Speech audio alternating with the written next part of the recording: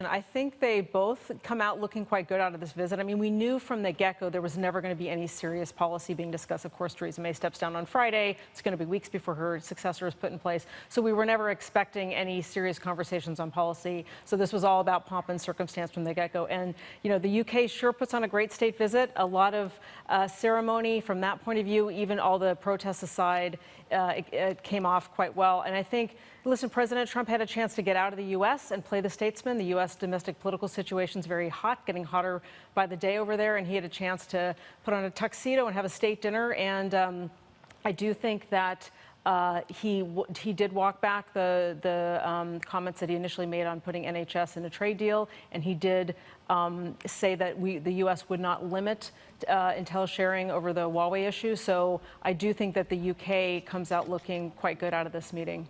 All right, Hadley has a question for you in London. Hey, Angela, you know, honestly, you really did seem to hit the nail on the head there when it comes to the implications of this visit for Trump politically. In terms of the takeaways, though, as you mentioned, not much substantive, at least not yet. Spin this forward for us over the next 24 hours or so. What do you think is going to be the outcome of some of these sideline meetings as the president travels to Normandy? Yeah, well, it's, you know, a lot of what we're going to hear we're not going to hear a lot of what's happening behind closed doors. I think, you know, there are areas of agreement broadly between the U.S. and the U.K. I think, you know, there are areas of disagreement. Climate change, which apparently reports had Theresa May raising that in private to Trump yesterday, and that he pushed back on that. You know, they clearly don't agree on Iran and what to do vis-a-vis the JCPOA.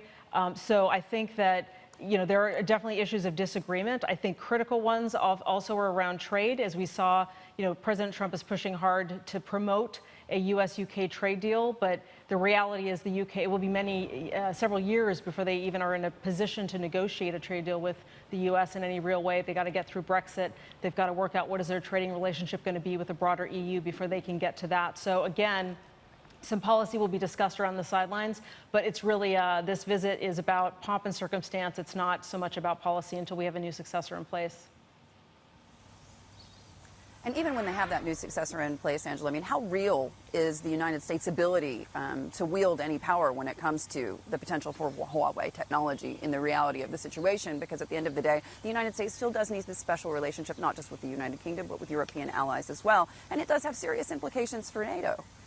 Yeah, that's right. And I think, you know, if the U.S. were to actually start limiting intelligence sharing because of Huawei, I mean, that would have obviously critical implications for the U.S.'s own ability to, you know, stop terrorism and protect itself as well. And, you know, the U.K. is in a tough position, too, because after Brexit, it's going to need investment. You know, Chinese investment in the form of Huawei is something that the U.K. could be looking for. So this is a tricky issue, and it'll be very interesting to see what ends up happening if push does come to shove and if the UK does indeed proceed with it. But it may not, because it was a controversial decision in the UK. And again, Prime Minister May's successor may walk that back as well.